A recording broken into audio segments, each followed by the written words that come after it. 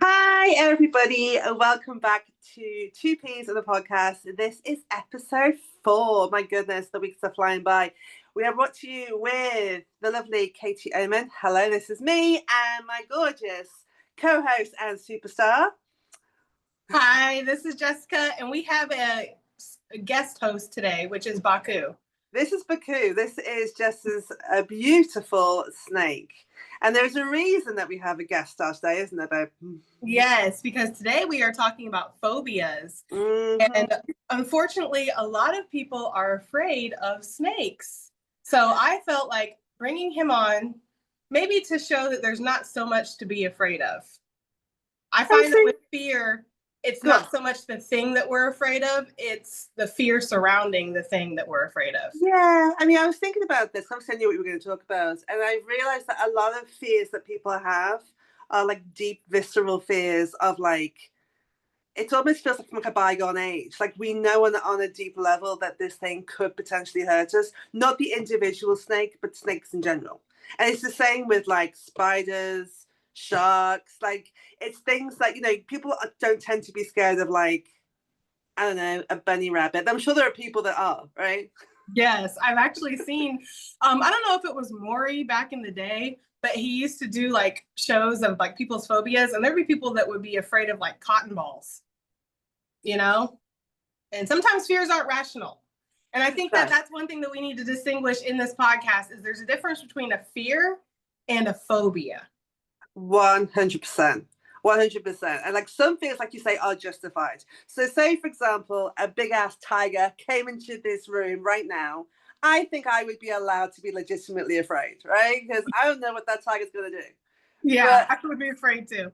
But I'm not phobic of tigers in general. Yeah, right? Exactly. Like I don't see a tiger, like a picture of a tiger, and I instantly like get overwhelmed. But yes, if a tiger came into my house right now, I would be freaking out. So yes. Absolutely.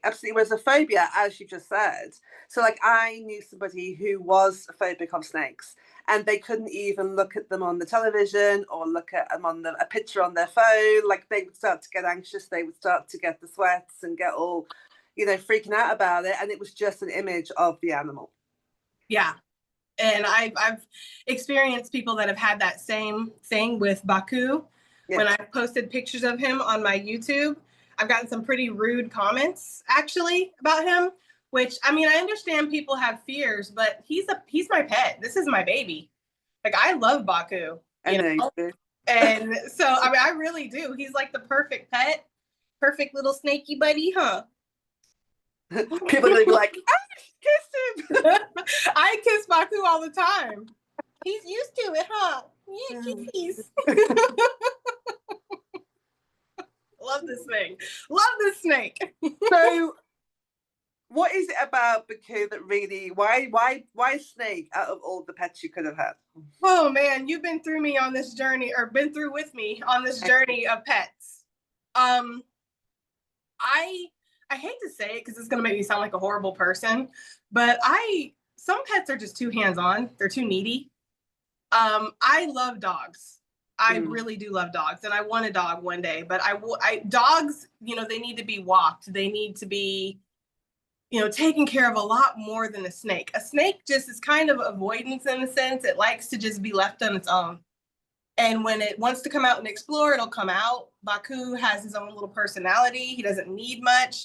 His food can be expensive, but he only eats like every 3 weeks, if that, because sometimes he can be picky, as you know. I love it. I don't know. I don't know why I vibe with snakes so much, but I do. He's trying to go. If you need to put him down, you can put him down. I'm gonna put him around my neck. And that happens to stuff. I like it. But it is the thing. I mean, and he's not. Just to clarify, this is not a poisonous snake. He's not. He's just chill, right? And my son, my eldest son, has got a corn snake. Exactly the same vibe. Dead chill, not dangerous, won't even bite you. Just chill. Yeah, I mean, Baku is definitely not venomous, not poisonous, none of those things. That's why ball pythons are called ball pythons, is because they would much rather go into a ball than actually like strike and bite and do all those things. They kind of hide themselves away. Ball pythons are very docile. They like to just chill. Yeah, they're very good snakes. And the only thing about ball pythons is perhaps the fact that they can be a little finicky with their food. Yes, as I know. So I've been on this journey with you. We've been on the feeding journey. It's been a whole thing. Which can be very stressful for a snake owner when your snake won't eat, but also you have to understand that snakes don't have the same needs that humans or even dogs or cats have. They can go months without eating. Not that I would recommend it, but they can. Yeah, absolutely. Absolutely. I think your son's snake is going through that right now. Yeah, he ate for the first time this week and had been on hunger strike for like, I think 2.5, 3 months. Because the winter, they just almost hibernate, not quite, but they just kind of go into a more dormant kind of phase. Yes, that's what he did. And then he ate for me, and now he's going to be going into shed probably in the next week or two. And then he's going to be going into his new home. Yes. He's a brand new big enclosure that he's going to be able to explore because, as you can tell, he likes to explore. But this is more him trying to get away. He's never out here, and he wants to explore. He wants to see what's going on. Yeah. But anyways, enough about Baku. We can talk about other things. I was just going to say, I remember vividly, we went to like a spring, summer fair thing on a massive field. And I could see people, they had snakes. And I, at that point, had never held a big snake before and I wanted to. So I was like, oh my God, I'm going to go and ask if I can hold the snake. And I went over, and as I turned around, the person I was with was literally on the other side of the field. They had ran, like gone, like it was. I was like, not only that they ran away, but it was that quick. Like they were here and they were gone. That is so funny. I had something similar like that happen when I was walking around with, I believe it was my son's father. We were walking around St. Augustine, and there was this lady, and she was trying to get herself untangled from a big snake because she was showing people. And she's like, could you please hold his tail for me while I get him untangled for me? And I was like, sure. I just jumped right in, grabbed his big snake, and Milo's father was like all the way on the other side of the road. He was like useless at that point, but it was funny, you know? Absolutely. So I wanted to talk to you because there's a whole thing, right? I've been on a whole journey with my phobia, which I know you know, but I'm going to share it with everybody here because my phobia that I've had for ages, and it's a lot better than it used to be, for sure, is birds. Now, I'll explain. Okay. So when I was little, I was not really frightened of birds at all. This was a phobia that developed at some point over a period of time. And I have been attacked by birds, which I don't think helped. I literally, and you're going to laugh, and I know you're going to laugh, and it's fine, everyone always does. I literally had a pigeon land on my head. So you laugh, it's not funny. If you're, I was sitting on a high bar stool, and it was an outside bar in London. And my mum had gone to get the drinks, and I'm just waiting there, kind of, whatever, looking around. And I say it's outside. And so this pigeon, it was like it knew of all the people to land on, I'm going to pick the one that's going to be frightened. So this pigeon lands on top of my head, and I can feel its claws in my scalp, right? Oh. Like that. And so and of course its wings are again, and it's all doing the whole thing. And I screamed, obviously, and I fell backwards off this high stool into a guy's lap. And without missing a beat, he said, you could have bought me a drink first. That, folks, is how I met your mother. No,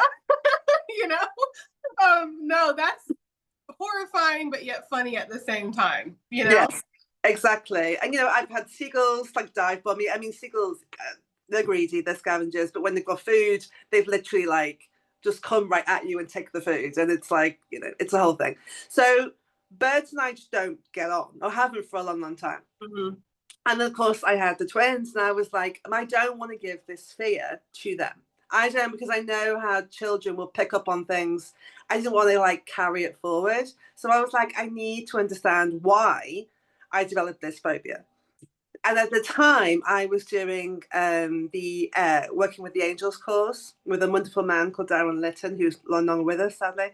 And I mentioned it to him, and he said, right, he said, I'm going to take you through a guided meditation, and we're going to see if this is a past life issue.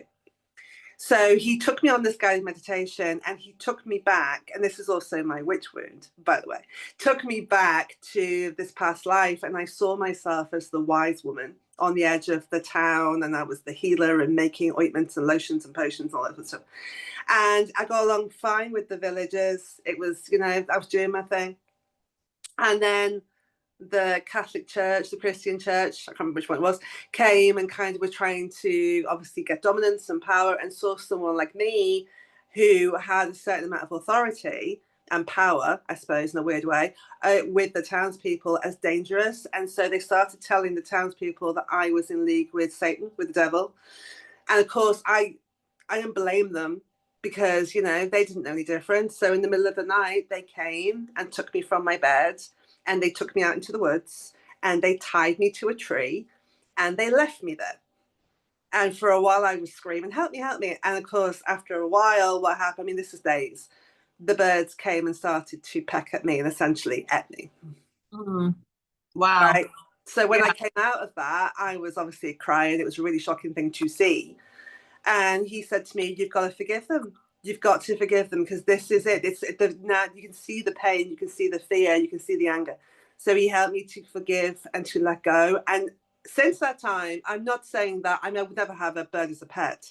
I'm not there, but I don't now, like, if a bird flies, I'm not like, as I used to be. And I'm not, touch wood, have never had one come at me since. So it feels like I released something. Yeah.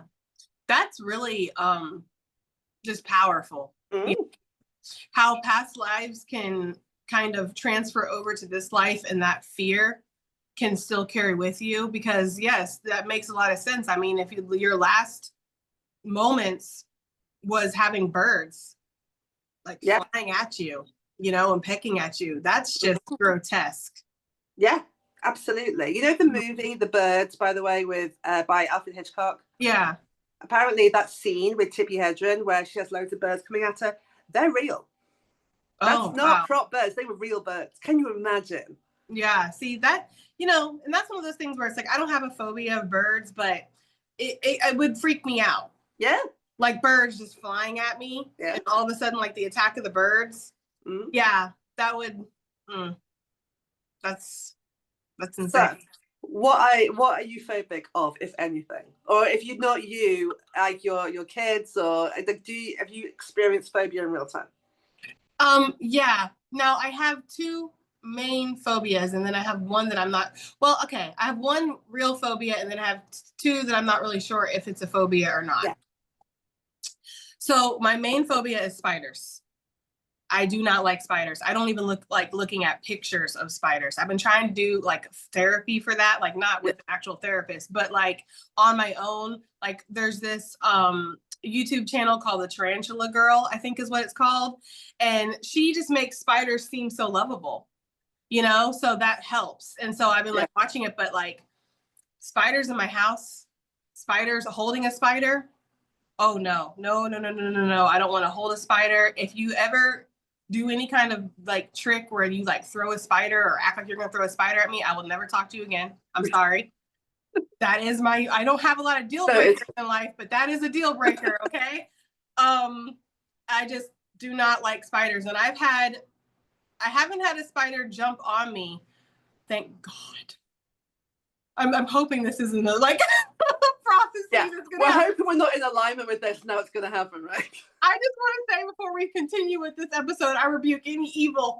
Okay, like there is nothing from this episode that is allowed to actually happen. But I have like one day, one of my most vivid memories of a spider was one day I had a really like long day at work, and I came into my bed and I was just like, oh, and I laid back on my bed, and right on the wall above me was just like a spider that I swear, because in Florida we have big spiders. It's like mini Australia. A spider as big as my hand, as big as my hand on the wall. I had to recruit my daughter to come in. We tore the whole room apart. We lost it at one point. I was like, you don't understand, Bella. We'll have to move like tonight if I don't find this spider. We finally found it. I drowned it with like a can of That's the side of you. I remember vividly telling you about this. And yeah, I it woke was up in the morning, and horrible. obviously there's 5 hours between Jess and I woke up in the morning and I literally had about 6 messages from you, and I got the whole saga in bits. The messages, I was like, I can't do this, Katie. I can't do this. I remember being so upset. Like, and I finally found it, and then my daughter had to actually like get the body with, you know, paper towels because I can't even touch a dead spider. Like, it's just something about them. I don't know what it is. It's like the hair on them and the creepy crawliness and their eyes, and it's just okay, Baku. It's just like it's a lot. I don't like spiders. Now, another phobia, which I know comes from a past life because you have confirmed this for me, and it resonates so true to what I feel in my soul. In a past life, I know I was poisoned at some point. Mm. And so, as you know, I have an issue with eating new things, trying new things, and medication. Yes. Now, I don't know if this is necessarily a phobia because I don't get afraid when I look at medication or like when I see different foods. And sometimes I'll see things where I'm like, okay, I would like to try that. But as soon as it comes to like actually like ingesting it, my throat will literally close up and I can't do it. And I have like this fear. I get sweaty. My heart starts beating, and I just don't want my throat to close up. That's my thought. Is like I don't want my throat to swell up. I don't want my throat to swell up. And so I think that something like that happened in a past life. And again, I don't know if this is a fear or a phobia, but it has debilitated me in ways. Because you know, I haven't taken the medication that I need to take. Yeah. I won't really try a lot of new foods. And so it's kind of held me back a little bit, I guess. Yeah, absolutely. And I know, like, if you do have to take something, it's like you're like grinding it down with like breaking it in half, and it's only last resort. And even then, it's like it's still difficult. So yeah, there's definitely something in that. There's definitely, even before I fully understood and appreciated your issues, I was like, there's definitely something here in the past life with you. I don't know what it is, but it feels like that your ending was at the hands of somebody else, and it wasn't great. Yeah. And the thing about it too is like after I'll take something new, like a medication or something, there's like an hour or two, because I know if an allergy is going to set in, it's going to set in usually an hour or two after you take something, where I'll just have like a lot of anxiety, pacing around the house and be worried that like I'm gonna, you know, I don't know. It's really strange. And then you go on Google and you're Googling the side effects. And I go down the whole rabbit hole. Bless this woman for being my best friend, y'all. She literally, I have to talk down the ledge. Many times going, you're fine, everything's fine, you're good. Yeah, peak best friend right here, peak best friend energy. She puts up with my, like, I don't know what you would call that, neuroses or whatever, just my eccentricness. Another thing is like dark, tight spaces. It's almost I don't want to go there. Claustrophobia. It's not full claustrophobia. No, but I avoid elevators. Yeah. Like if I have to go on an elevator, I would rather just take the stairs. Yeah. You know? My stepdad has that. My stepdad, he works as a painter and decorator. And one of them, he was doing a hospital. And he literally nearly had a panic attack. And my stepdad is a big guy. He's like 6 foot. He's a big, muscly guy. But because the doors could only open if they had a key fob to open them. So, because they're all like obviously safety precautions. And so he was panicking because he couldn't get out. Yeah. You know, and so I empathize with that. Yeah. When I went on my vacation to Denver, Colorado a couple of years ago, I don't know if you remember this story, but this was oh my God, Katie. This was one of the most terrifying moments of my life. So up on, I forget what mountain it is, but it's the mountain where Buffalo Bill is laid to rest. Right. Well, there's this little elevator that you can take to get to the top of the gift shop. And I get in the elevator and it's a small elevator. Sure. You know, it already looks sus. Okay. Yeah. And so I get in there and I'm waiting, and it's taking me very slowly just to get up one floor. And I'm like, Jesus, I should have took the stairs, you know? And it sits there when I get to the floor and the door won't open. The door's just shut. And I start panicking. I'm like, and I literally, thought the worst case scenario, like I'm gonna die up here, my family's gonna find out, you know what I mean? I died in this elevator up here, and I'm just like panicking. Finally, the door opens and I fly out of the elevator, and everybody's looking at me, and I'm like, that elevator needs to be fixed. There's something wrong with it. And they're like, oh no, it's just really slow. It's fine. I'm like, it's not fine. I remember now, because I'm like, why wouldn't I take the stairs? Because you're at such a high elevation, you can hardly breathe taking a couple steps. So it was like going up those stairs. I was like, I got to take the elevator. Oh my God. Most terrifying moment of my life. Just absolutely horrible. That's the thing, isn't it, as well? Because if you're phobic, rational, logical thought kind of just leaves, right? Mm-hmm. So you do worst case scenarios. Like you said, you're going to die up there. Your family are going to find you. Like, you don't kind of think, you know, even if, God forbid, worst case scenario, the lift got stuck. I mean, Jesus wept. And I call it a lift. I'm British, sorry, elevator. You're not going to die up there. But of course, your brain just does, like, because that's what a phobia is. Your phobia is, because your brain's main concern is keep you alive, right? That's all your brain's really concerned about, is processing and keeping you alive and still here. So the minute you're faced with a phobia, you genuinely believe this thing is going to kill you. Yes. And you, the anxiety, because you're not thinking straight at that point. No, you're put in the washing machine of anxiety, as I like to call it. And so you're not thinking rational. Mm-hmm. And it's that fight or flight. Yeah. And when you're in an elevator, there's nothing to fight, because technically I'm a fighter, not a flighter. Okay. Yes. But when you're in an elevator, there's nothing to fight. You kind of just want to flight. And when you can't, it's, you know, but that's one of the reasons why I won't go caving. Yeah. I don't like to go. I would never go into caves. Like, caving just does not even sound like a good time to me. It sounds like torture.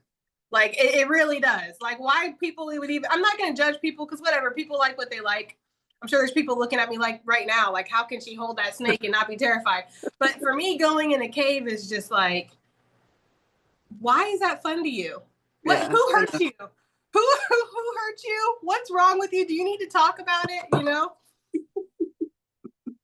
Who hurt you?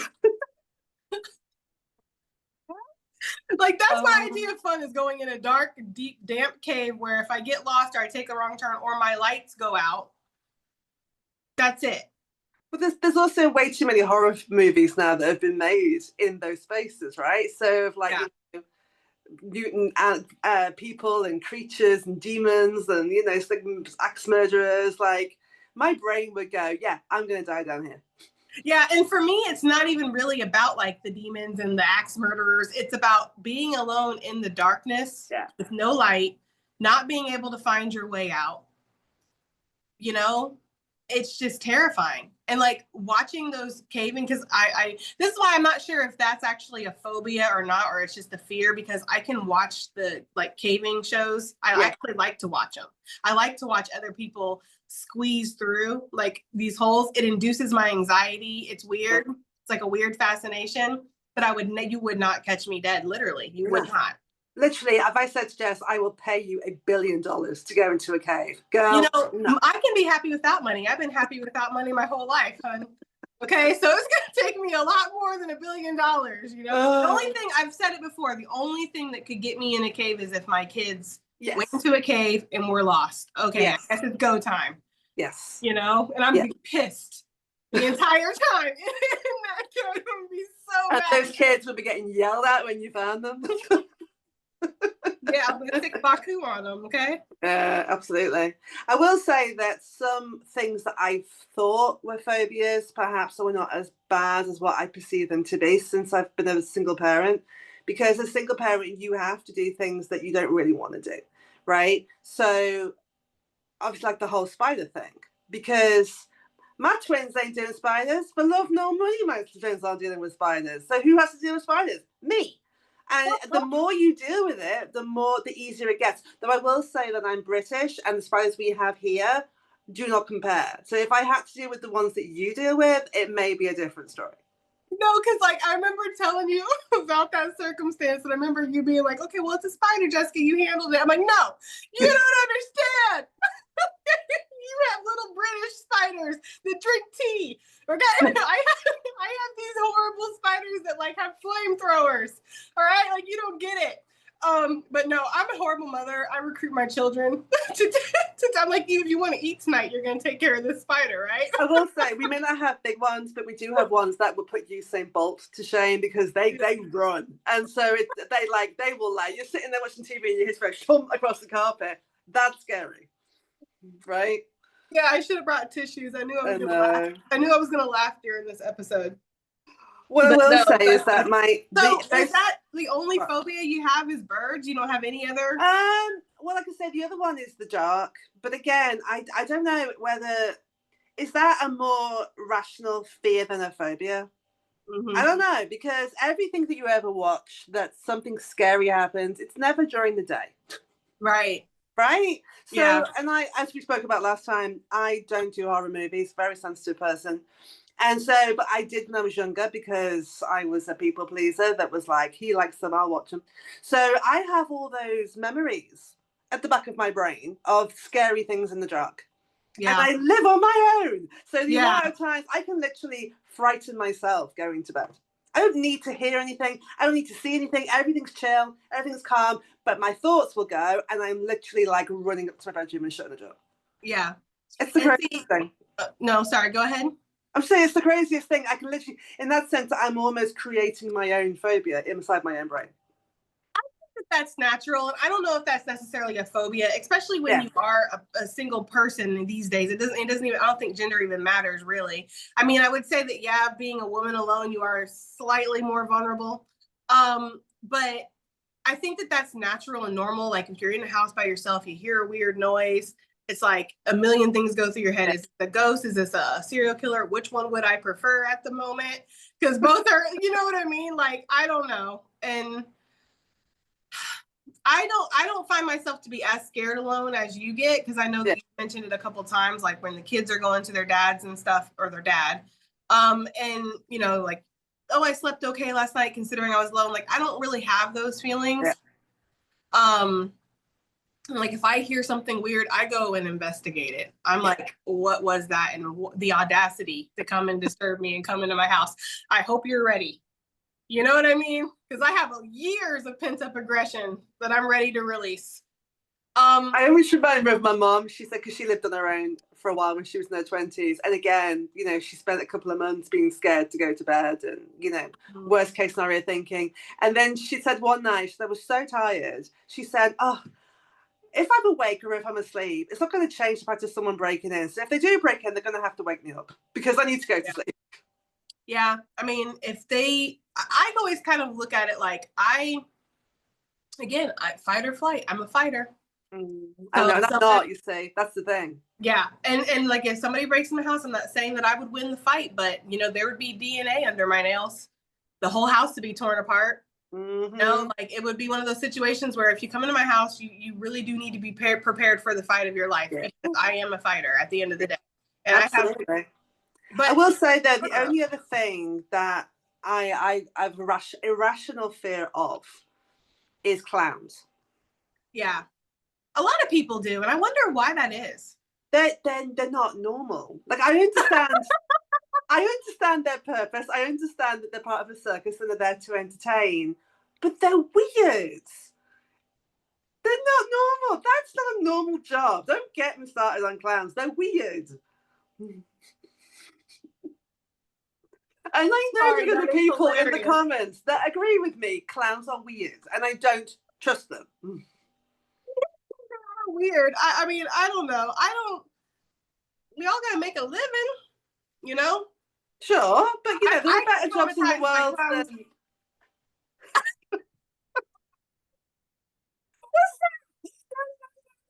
Go away. It's scary. When I was younger, I got traumatized by clowns because my dad let me watch killer clowns from outer space. Well, that's not the rational fear. That's just common sense. Exactly. And so I don't really have a problem with clowns, but I'll tell you what, though, if I was walking down a dark alley and there was just a regular person at the end of it, or there was a weird psycho clown, I would definitely be more afraid of the clown at the end of the dark alley. Like I would turn and go the other way. I'm taking a different route. Yeah, because there's somebody to dress up like that on purpose. Yeah. That's not an innocent reason, right? They're going to do some scary stuff. I'm sorry. Like, I mean, even at a children's party, I'm like that. There are other jobs that you could do in the world. Why do you want to pick this one? You're not normal. Katie's up there bullying clowns. Like, I'm watching you. I am watching you, Mr. Yes. Clown. Okay. Yes. No, I don't know. There's something that is kind of a little scary about that, but wasn't there that guy years ago that was just dressing up as a clown and just like hanging around streets, not doing anything like nefarious, but he was just like there. I'm sure I remember a news story of just seeing this guy dressing up as a clown and just being like in people's neighborhoods. See, that's not normal. I know there was this like it was like a phenomena of clowns, people showing up to people's doors with like as clown, like, and you can't do that here in America. No, okay. You have guns. You're gonna get shot. We go chitty chitty bang bang, chitty chitty bang bang first. Okay, ask questions later. Absolutely. Now, the most interesting phobia I have ever witnessed, apart from my own, is my daughter. Now, you know, Jess, my daughter, she's 12. We believe that she's autistic. We're waiting for a diagnosis, but she's definitely neurospicy. And she has a deep visceral phobia of dogs. She has never been attacked by a dog. She's never come into any kind of scary contact with a dog. She was born with it, terrified of dogs. And it drives me insane. Not because of her, because having done my research, I know that neurodiverse people, are 30% more likely to have phobias of small animals. It's actually been researched and been proven. So I understand where it's coming from. What drives me crazy about it is the dog owners, because people are rude. People are really rude. The amount of arguments I've had with people who just take it really personally and get really offended when I'm trying to explain to them, my daughter has a phobia of your dog. My dog is lovely. She won't hurt you. It's not your dog. It's every dog. Yeah, and that is so rude to me. Like, I'm sorry, but if somebody is scared, like if I had Baku out in the store and there was a little kid that was like, I wouldn't go up and be like, no, he's fine. Like, that's just, people have fears and stuff. And that's so rude of the dog owners to just not take that seriously. Just because your dog is lovely, maybe your dog is a lovely dog. That doesn't mean that my child's not going to be afraid of him. Absolutely. And dogs, at the end of the day, a dog is an animal. And even if it's trained, animals are unpredictable. My mom was bitten when she was Izzy's age by a red setter, who are believed to be one of the most gentle breeds in the world. But the dog had been cooped up all day, but they'd been at work. And when they let it out, my mom was just there and they got all excited and ran up and bit her on the leg.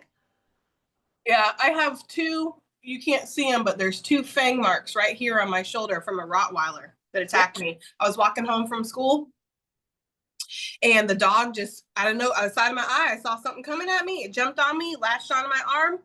The owners were just sitting there watching it. My dad had to run from all the way from the house and drag the dog off of me. Like, I was really my arm was really bad off of that. And the owners were just sitting there. And I was a child. Terrible. It's awful. I remember a friend of mine, she was living with this guy not far from where I was, and I went around to see them. The front door was always unlocked, so I would just walk in. And as I walked in, his Rottweiler was literally launching itself at me at the door, literally like in the air, claws out, fangs out. And luckily there was a kitchen off the hall, and he was in the kitchen, and he saw it happen. He grabbed the dog by the scruff of the neck and pulled him into the kitchen, because that dog would have gone for me. Yeah. And I mean, in circumstances where it's like you're walking in somebody's house, I know dogs will do that, but it's kind of like, again, where your friends know that you're going to be there. They know that you're coming. Yeah. Your dog should be trained enough to where it recognizes you, recognizes people, friends that come over, or it needs to be told to attack or bite. Yeah. Like, it won't bite or attack unless it's told. Yeah. Like, it will bark, but it won't attack unless it is told to attack. That's how I feel like all dogs should be trained. Yeah, absolutely. I agree. One woman said to me, Izzy, again, she was young, probably 5, 6, and we were going over the road on a crossing, and there was a dog, and Izzy was freaking out, like on the verge of a panic attack. And this woman, I don't know how I didn't say something. I think I wasn't in my full lioness mode then, but she went, "Oh, your daughter should have to go to a training school. It's ridiculous. I've never seen anyone so frightened of a dog. Yeah. Can you imagine now? No, I'd be I can't imagine. uh... I don't know why I don't get tried like that. Maybe spirit knows my energy. Because I'd be like, you're about to go to the hospital. No, I was kidding. Let's call you an ambulance now, sis. No, just, I don't know. I don't know why people are the way that they are sometimes. So Baku is getting very restless. I know, I've noticed. Like I said, if you want to put him back, that's fine. Well, he's been a wonderful guest. I think I might go ahead and do that because I don't want him to get stressed out. Okay. Everyone say bye, Baku. Bye. Bye. Bye. Bye. I'll be back. She'll be back. I will film when she's back. So, yeah, I mean, phobias are a very interesting topic for sure, as you can see. And I'll ask her when she comes back. But for me, it's kind of really examining not just what phobia you have, but why you have it. And really thinking about where it's coming from. Because as we've already explained, it's the irrational, right? It's the... other people are not necessarily scared of the same things that you are, and it's kind of looking at where is this coming from. And I think it's a really interesting conversation, a really interesting topic, because it feels like there's more than one answer. Did you hear a word of what I've just said, or do I have to repeat myself? Yeah, I could kind of hear. Okay. I was just like, okay, we've identified the what. I think the really interesting question is why. Like, where is it coming from? Well, fears are irrational. And that's the psychological thing. We're both spiritual, and I just think, why are some people phobic and other people not? And why are some people phobic about certain things when other people are not bothered? Well, I do think that there's definitely something in regards to past lives. Yes. I think that past lives play a huge role in this. And I don't know if there's been enough scientific research done on this. I mean, obviously, there's not really been enough scientific research done on past lives itself. Yeah. I know that Sylvia Browne, she's very controversial. Some people don't like her. I love Sylvia Browne, rest her soul. But she does talk about phobias and how they are linked to your past life. Mm. And I feel like that's reasonable. Yeah. I feel like for some, like, example, your bird, your daughter with the dogs, who knows? There could have been something in a past life that's happened. So I'm just putting my phobias together. So my past life, I was attacked by a clown bird at night, is what you're telling me? That's enough to fuck anybody up, Katie. Okay. That is enough to do anybody in, to be honest with you. Yeah, no. And I think that with me, with the being poisoned and stuff, for sure. And then I think there might have been something where I was in a really dark space. Like I was thrown into like a cell or a box or something. Right, absolutely. There's like the word like entombed comes to mind. Yeah. And see, the thing about the phobias, and I don't know how comfortable you are talking about this, but the thing about it too is sometimes from our past lives, we'll have physical traits or physical things that'll carry over from the experience that scares us.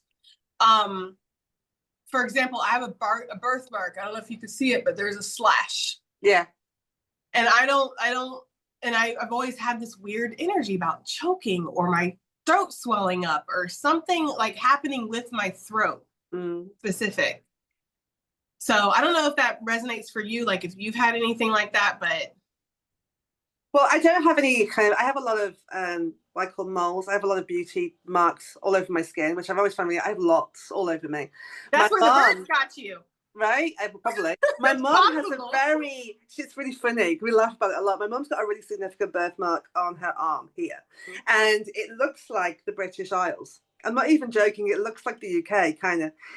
But there's bits of it, as she's gotten older, bits of it have almost disappeared, which we're worried that, this is like foreboding, foreshadowing what's going to happen to my country. Yeah, that is odd. Maybe she was a pirate back in the day and she maybe marked her body to remember. Yeah, maybe. But the next thing, like, I don't have a thing with swallowing, but I can't wear any kind of tight necklace, like a choker, or any kind of tight necked top, like a tight polo neck, because I literally feel like I'm being strangled. Yeah. So, I don't know if that's a phobia, but No, well, no, but it is interesting. It just reminded me. Like even Yeah. thinking about it, I'm just thinking about that, and I'm like, ugh, it's horrible. Yeah. See, I don't like turtlenecks. I don't like that feeling. But for me, it's more the act of like having something go in my mouth, as gross as Yeah, that sounds, like ingesting something. And it's interesting because I've done a lot of research on my ancestors, as you know. yeah. And so the Powhatan tribe, there was a great massacre of them at one point. And there was, they had like this, I don't know if it's a dinner or a celebration or something. And I don't know if you want to call them colonizers, whatever you want to call them, the people, okay, the pilgrims, let's just call them that, brought wine to this dinner. Mm-hmm. And all of the tribal people drank the wine and it was poisoned. Right. And when I read that, there was something that was so significant about that for me. And I'm almost wondering if maybe that was like one of my past lives where I was there at that like dinner or celebration or something. And my last memory is drinking the wine and then something happening, because it's just really weird. It is. I mean, I understand that feeling. I used to like if you drive past a forest or a wood and you see like an abandoned building, like Mhm. it's like whether it's been somebody's house, but you see like there's a house in the woods, Yeah. and it would always like I would feel like a real. It's hard to explain the feeling. I would feel like a real pull almost, I suppose, or a strange sensation around my navel. Every time it felt like it was like it really resonated with me. And of Mhm. course, I didn't know then what I know now, what I've shared with you earlier. Like, I lived in one of those buildings in a past life, but for the longest time, I couldn't understand why I would look at these buildings and I would feel this like energetic pull towards them. Yeah. So, and Just I to think remind you. a past life thing, it's like there are always hints, there are always signs of who we were. Yeah. And it actually makes a lot of sense too with your situation of why you might have that fear of sleeping alone in your Yeah, house. Because if people in a past life came into your house and yeah, carried you out, it's yeah. like you're energetically waiting for that to happen. So, okay. So let's, because I like to be productive. I know. Um, what advice can we give people who feel like they are struggling with a phobia from a past life? Um, I think first of all, the first part, yeah, you and I both share this in common. We have a lot in common, but this is for sure is that we're very self-aware. And Mm-hmm. I think first of all, you have to be honest with yourself about what it is you're struggling with, and not just bypass it or justify it or all the things that we do. Oh, it's not that big a deal, or no, which is what some people do. I think you have to be honest with yourself about how you feel. This is the first step always. And then if you to look at your history, and if you can't remember all of your history because you can, then obviously to speak to family and make sure there's no justifiable reason why. Like so say like my daughter, right? So the whole thing with the dogs, but then maybe when she was tiny, she could have had an encounter that's left an impression on her, but she can't remember it. Mm-hmm. But no, there's nothing. So if there's no logical reason why you've got a phobia of something, then it's I mean, there's options, right? One is to work with a practitioner who can do that journey with you. I know that I have done guided meditations with people on past life things, and I've taken them on that journey. So that's an option. The other one is I'm a huge fan. You know me, I find it difficult to meditate just me and my breath because my brain never shuts up ever. So I find guided meditations really helpful personally, but there's lots on the old YouTube where we are, which will guide you, but it's finding one that you resonate with because I've listened to some and their voices just get on my nerves. So you have to do a bit of research and find one that you can, yeah, connects to me. But I think going back either with somebody who can hold that space for you or if you feel like you can do it on your own. I just think that the issue with it on your own is you don't really know what you're walking into. Yeah. Right. So I gave a past life guide meditation to one client, and it turned out that she had, I don't want to kind of say things that are going to get us into trouble. She had non-consensual activities with a lot of men in one go, and that was how her life ended. if you get my drift. Yeah. And so, and we didn't know we were going to go into that. So when she came out, obviously the shock and then the grief of reliving that was, I had to really hold space for her. So doing it on your own to a point, but just be careful because you don't know what you're going into. Right. What you I agree completely with that because you don't want to like traumatize yourself even further. No. I think that if you know that this is a past life thing, like for me, um, I did like a visualization where I saw myself like struggling with my throat issue, like on the ground, like after I had ingested something, I saw myself doing that. But I also saw the silver cord between me and this past version of me. And I basically cut it in my mind. And then I just said to myself, you know, that's not you anymore. You can feel free to release it. You don't have to carry it. That's what something you've experienced, but it's not you. And that helped me. But yeah. you have to already know and feel very sure that this is something from a past life. That's why I agree with you, where if you're going to be regressed and you're going to go back and find out for sure, you need to do it with somebody else. Yeah, absolutely. Someone who knows what they're doing, because like I say, not that it's dangerous, but like I say, if you don't know what you're going into, then you want to make sure the person's got you and can hold that space for you. I mean, I've had like weird visions of past lives that just have happened on their own. Like, well, we're not going to name any names here, but of somebody where I was pregnant with their child and I was a slave. I was Black. I was a slave. And I'm guessing that they were a slave owner, a slave master. I don't know what they were, but they were white. And I was Black and I was pregnant. And he was on top of me and he was choking me and he was saying, I'm sorry, but I have to do this. I don't have a choice. And I got the impression that he had gotten me pregnant and that would be obviously a problem and a scam. Yeah. And so he had to take care of the problem. And maybe that's something with my throat too. There's always something with my throat, which is weird. And even like with the issues with me swallowing, you know, because my reflux, I've had issues with swallowing in this life where I've had to go get my throat dilated. It's just so weird. It's weird. Yeah, no, I agree. I agree totally with everything that you said.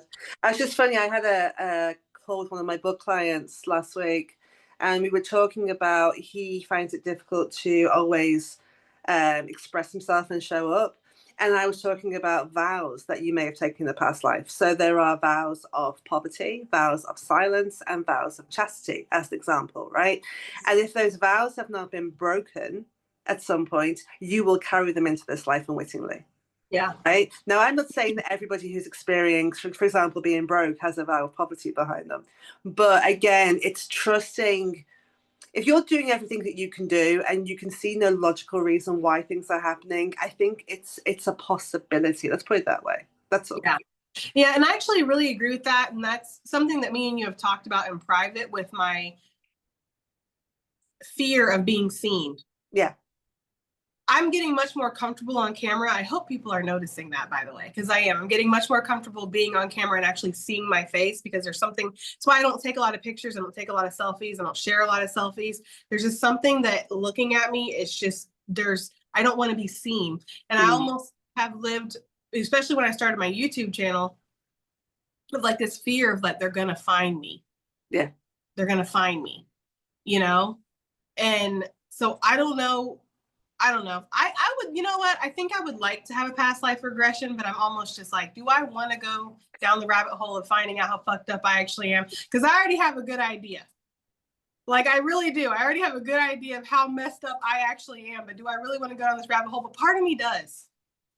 It's interesting, but I always think, you know, the other thing with spiritual practices, it's like you lean into things as and when you're ready. There's never any pressure.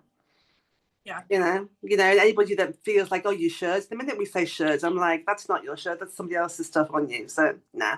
I think, everyone comes to stuff as and when they're ready. Yeah, I agree. That's the thing about the divine is it's consensual.